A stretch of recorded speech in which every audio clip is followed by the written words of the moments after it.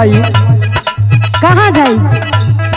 देखा तुहार शौर हमें अब ठीक ना लगत हो। का ना ठीक लगत हो?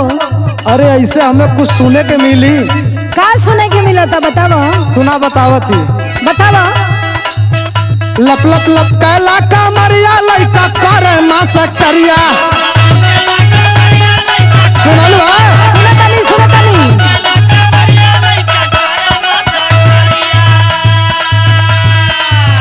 लप लप लप कैला कमरिया लइका करे मासा करिया।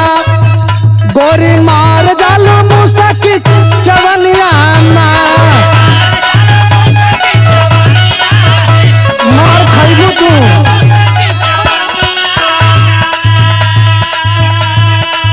अच्छा ये हमारे तनी खूबसूरत जवानी बा, तो ये का करिए करा के रख के चाल डाली। अरे तो जवानी बाबू के हम देखब क्योंकि पूरी दुनिया देख। तो सुना कहा पाटी अपना कमसीन चेहरा बाटे मोर हसीन। मुआवा दो चार जन जाए के और का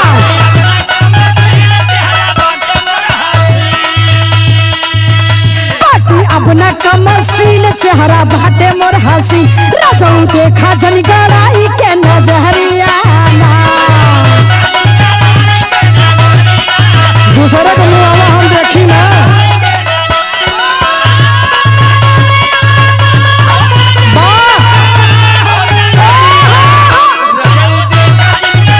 सुधार जा सुधार जा। ना सुधारो।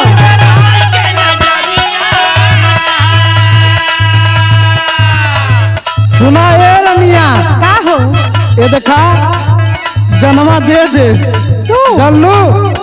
सुना कहा होई है रहिया में बवाल बुढ़वा मिसिया गोर का गाल।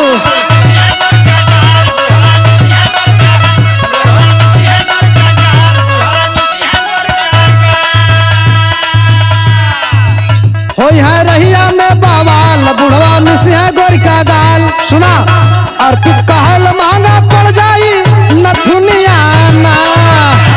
अच्छा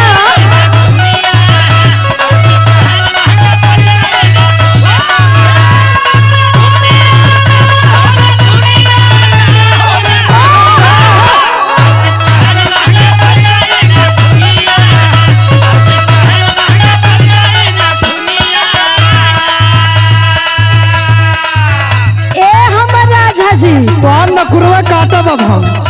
हमार बात सुनो। कहा धधकल सब के बूझी आग केहू सटी न जाई भाग। अच्छा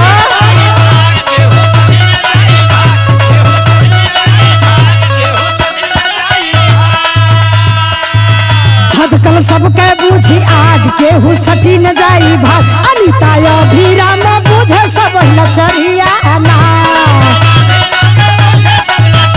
लचरिया ना कुल फसरिया लगा ली है। ना ना ना ना एकदम ना।